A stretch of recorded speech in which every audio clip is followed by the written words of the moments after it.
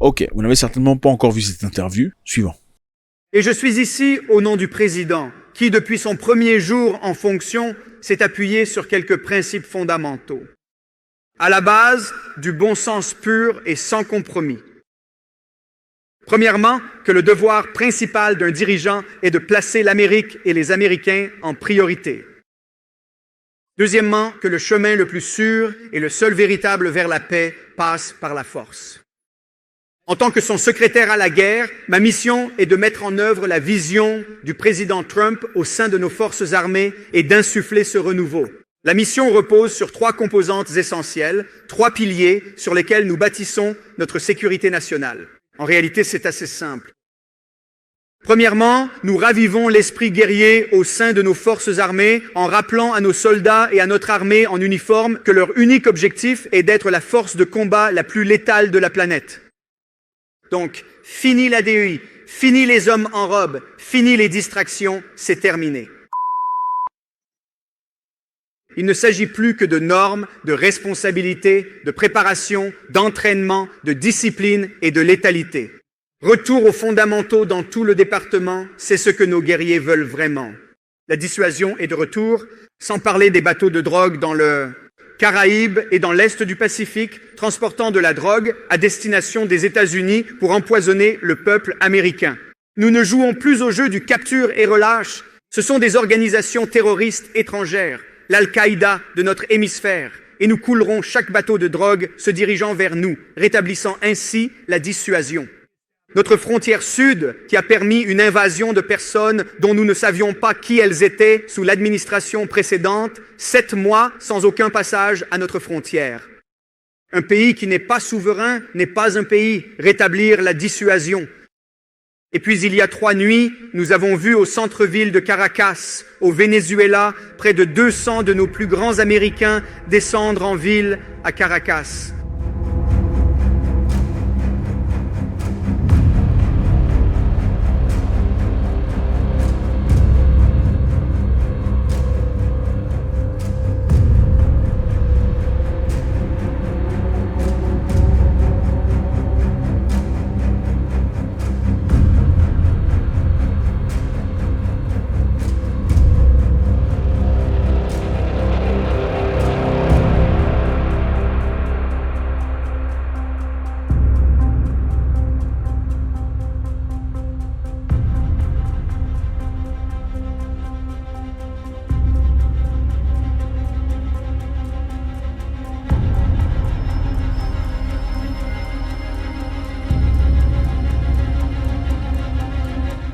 Il semble que ces défenses aériennes russes n'ont pas vraiment bien fonctionné, n'est-ce pas?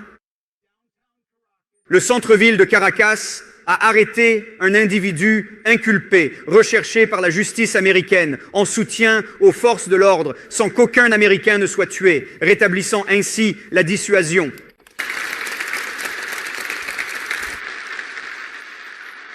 Grâce au leadership du président Trump, le monde commence à le remarquer. Il remarque la puissance américaine, il remarque la force américaine, il remarque la clarté et le leadership américain, et vous êtes au cœur de ce qui permet que cela se produise. Tout ce que nous faisons vise ces objectifs. Et c'est pourquoi, juste avant Noël, à Mar-a-Lago, j'ai eu le privilège de rejoindre le président Trump et le secrétaire de la Marine pour une annonce historique, la création de la Golden Fleet. La Golden Fleet représente l'investissement de la marine pour revitaliser la base industrielle maritime américaine et construire et entretenir rapidement la flotte. Et fondamentalement, changer notre façon de faire des affaires et de maintenir la suprématie militaire. Cette nouvelle flotte de combat, portée par une nouvelle génération de cuirassés de classe Trump, est une déclaration au monde que notre domination des mers est et restera non négociable. Permettez-moi un instant de parler franchement des menaces qui pèsent sur cette liberté. Nous nous trouvons dans un monde où les menaces ne cessent de croître, un monde que les élites confortables de Washington refusent de reconnaître depuis bien trop longtemps. Pendant des décennies, un consensus bipartisan a vendu à ce pays une illusion dangereuse. Ils nous ont dit que l'histoire était terminée, que la montée en puissance de concurrents de même niveau était une relique du passé et que nous pouvions nous permettre d'échanger notre puissance industrielle comme c'est le cas dans une économie mondialisée. Sottise, insouciance. Pas plus, pas sous la présidence de Trump.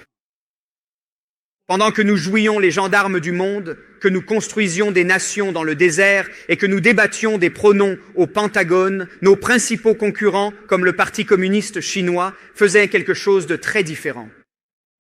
Ils nous ont étudiés, ils ont tiré des leçons de nos succès et de nos erreurs, puis ils ont commencé à construire eux aussi. Et ils ont entrepris l'une des expansions navales les plus rapides, ambitieuses et impressionnantes depuis la Seconde Guerre mondiale.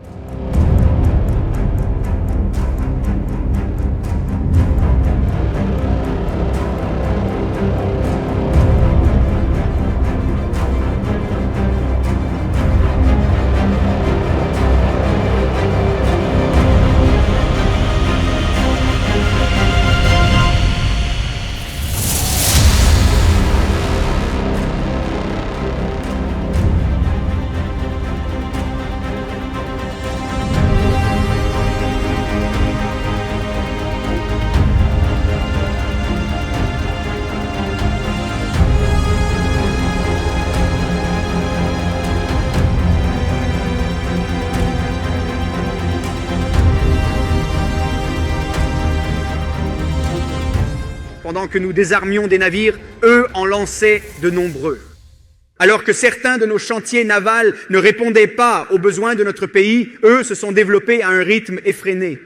Mais ce n'est plus le cas. Alors que nous cherchons à entretenir de bonnes relations avec la Chine et le reste du monde, nous sommes également prêts. Nous reconnaissons que nous sommes entrés dans une nouvelle ère de compétition entre grandes puissances, une lutte générationnelle pour maintenir la paix par la force. Et nous relèverons ce défi. C'est pourquoi nous nous appelons fièrement le département de la guerre et non le département de la défense. Non pas parce que nous recherchons la guerre, mais parce que nous le comprenons vraiment. Pour garantir la paix, il faut être prêt à dissuader la guerre et, si nécessaire, à la gagner de manière décisive.